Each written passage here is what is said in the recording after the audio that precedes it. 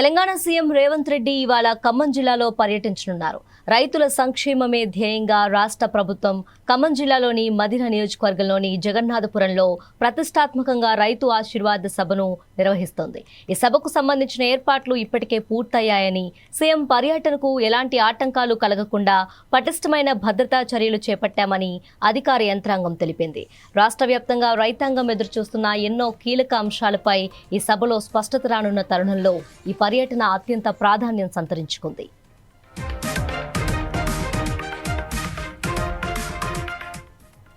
Kharif season పంట పెట్టుబడి సాయం కోసం రైతు భరోసా నిధుల పంపిణీ వాళ్టితో సంపూర్ణం కానుంది.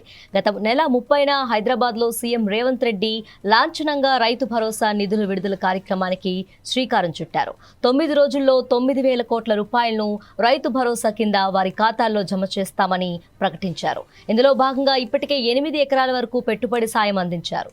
ఇవాళ ఖమ్మం జిల్లాలో రైతు ఆశీర్వాద సభలో ముఖ్యమంత్రి చివరి విడతగా 1,009 కోట్ల రూపాయల రైతు భరోసా నిధులను ఖాతాల్లో జమ చేయనున్నారు.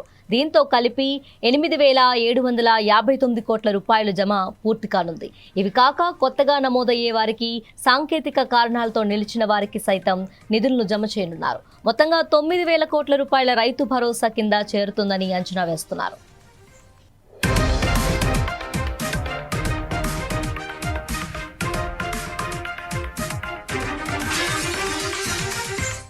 వాస్తవానికి రైతు ఆశీర్వాద సభ జూన్ 30వ తేదీన నిర్వహించాల్సిండగా భారీ వర్షాల కారణంగా ఆ కార్యక్రమాన్ని వాయిదా వేసినట్లు అప్పట్లో అధికారులు ప్రకటించారు. తాజాగా వాతావరణం అనుకూలించడంతో ఇవాళ భారీ ఎత్తున రైతులను సమీకరించి ఈ సభను ప్రతిష్టాత్మకంగా నిర్వహిస్తున్నారు. ఈ పర్యటనలో భాగంగా ముఖ్యమంత్రి రేవంత్ రెడ్డి ముందుగా జగన్నాథపురంలో ఏర్పాటు చేసిన రైతు మేళాను సందర్శిస్తారు.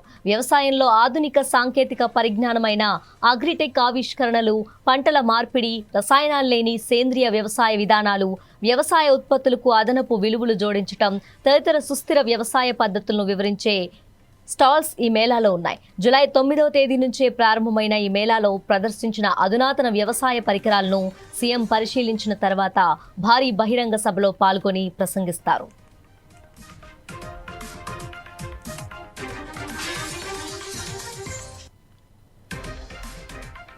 ఇక సీఎం పర్యటన విషయానికి వస్తే మధ్యాహ్నం సుమారు 2 గంటలకు సీఎం రేవంత్ రెడ్డి సభా ప్రాంగణానికి చేరుకుంటారని అధికారిక వర్గాలు వెల్లడించాయి.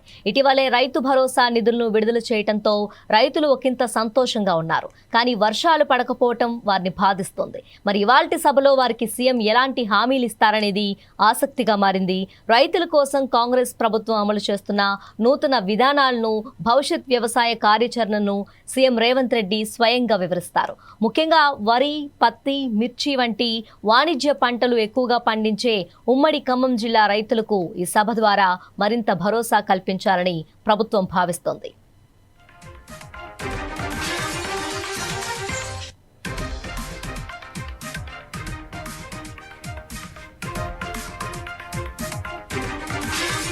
ఈ భారీ బహిరంగ సభకు ఖమ్మం, భద్రాద్రి కొత్తగూడెం జిల్లాల నలుమూలల నుంచి వేల మంది రైతులు తరలిరానున్న కారణంగా అధికారులు పటిష్టమైన చర్యలు చేపట్టారు.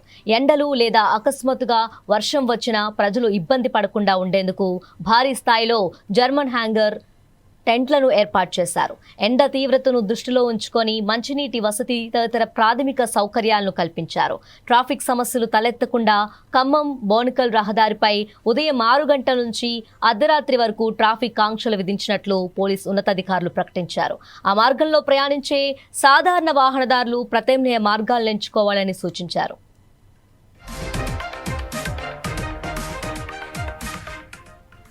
భద్రతా ఏర్పాట్లను ఖమ్మం పోలీస్ కమిషనర్ సునీల్ దత్ పర్యవేక్షిస్తున్నారు. సీఎం భద్రతలో ఎలాంటి లోపాలు లేకుండా సుమారు 1,500 మంది పోలీస్ సిబ్బందితో భారీ బందోబస్తు ఏర్పాటు చేశారు. అలాగే సభకు వచ్చే రైతులు, నాయకుల వాహనాల పార్కింగ్ కోసం 14 ప్రత్యేక ప్రదేశాలను సిద్ధం చేశారు. హెలిప్యాడ్ నుంచి సభా ప్రాంగణం వరకు ప్రత్యేక రూట్ మ్యాప్ సిద్ధం చేశారు. ఈ ప్రతిష్టాత్మక సభా ఏర్పాట్లను రాష్ట్ర వ్యవసాయ శాఖ మంత్రి తుమ్మల నాగేశ్వరరావు, ఖమ్మం జిల్లా కలెక్టర్ టిఎస్ దివాకర, అదనపు కలెక్టర్లు శ్రీజ, శ్రీనివాస్ రెడ్డి క్షేత్రస్థాయిలో స్వయంగా పరిశీలించారు.